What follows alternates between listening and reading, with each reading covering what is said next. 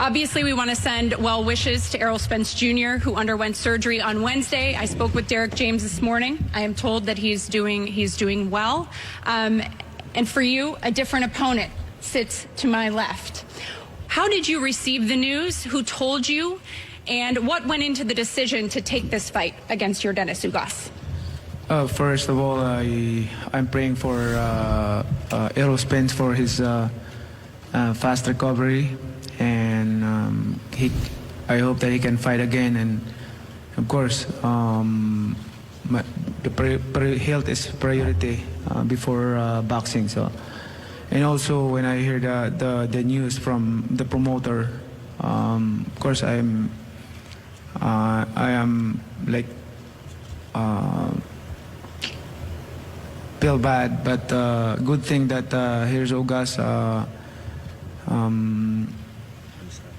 want to challenge me and in the ring for the WBA championship, and it's good thing that we can settle it down, the dispute about the WBA belt. So I think it will good for us to talk in the ring. I mean, settle down in the ring on Saturday. So this is going to be a good fight. Absolutely. Yordenis, when you received the news, and we spoke this morning, you called this your destiny. What went through your mind, and what were the first things you did when you heard you would be facing Manny Pacquiao? First of all, I want to send well wishes to Errol Spence. Wish him all the best on a speedy recovery. Look, this has been a long road for me. Obviously, it's a short notice fight, but I'm thankful and very honored for this opportunity, and I'm ready.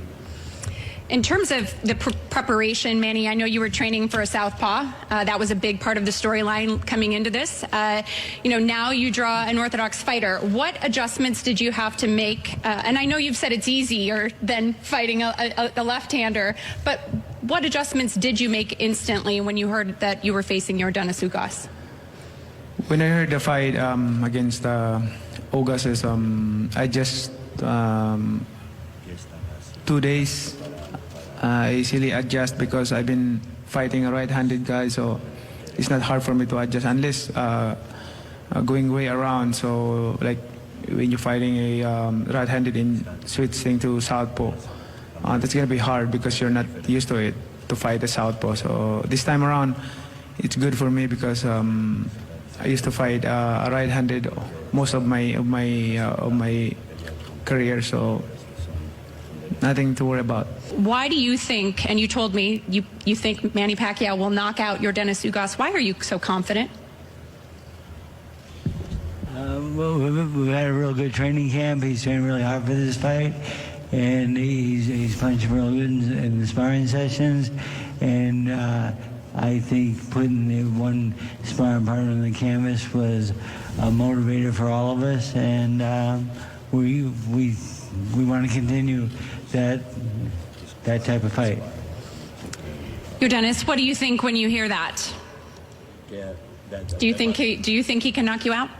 I'm 100% certain he cannot knock me out. I've done all the work and all the preparation over these past 6 years. I've really been, hitting my stride, and I don't think Manny Pacquiao can knock me out. I see you shaking your head down there, Ismael. What do you make of that, and why is Yordenis Ugas ready for Manny Pacquiao? Yeah, okay. The most important thing is the level of Yordenis Ugas. Is one guy coming from the Olympics for more than 500 amateur bout, professional. When he came to us, he was with 3 losses, but after that we've been doing like a 12 fight in the row, and the only loss he was with Champ Porter. Everyone saw Champ Porter is a real fighter, but Champ Porter he was in the rank that night. So Yordenis Ugas is a very competitive guy. He's always eager to fight.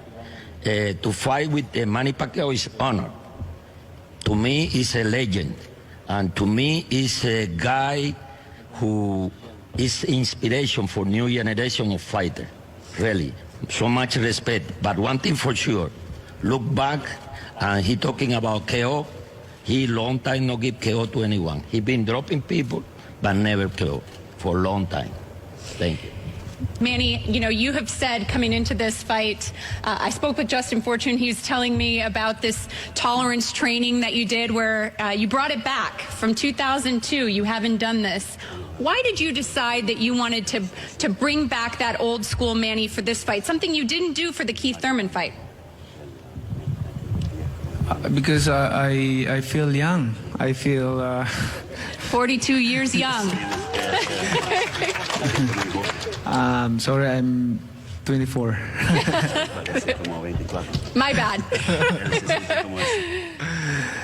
I'm just happy doing this.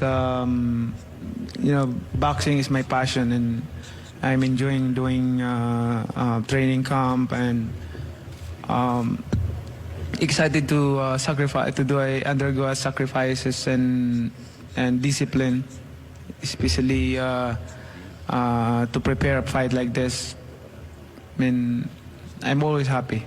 Dennis, before we go to the final remarks, just how does this fight end? And do you feel as though it will be Manny Pacquiao's final fight? Well, look, I have come to prepare for 12 hard rounds. If this is the final fight that the legend Manny Pacquiao has, that he fought against a guy who brought his best and who is a world-class fighter.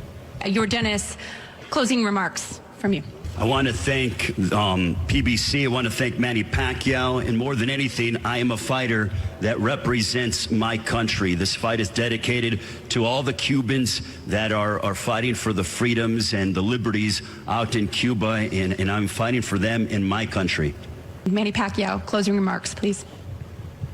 Well, I would like to thank first thanking God for everything that He's given to me.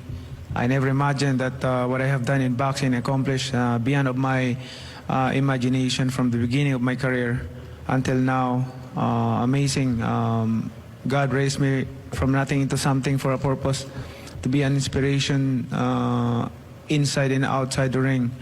Thank you so much to all your support, media, press, and to all the boxing fans all over the world. I really appreciate it for supporting boxing.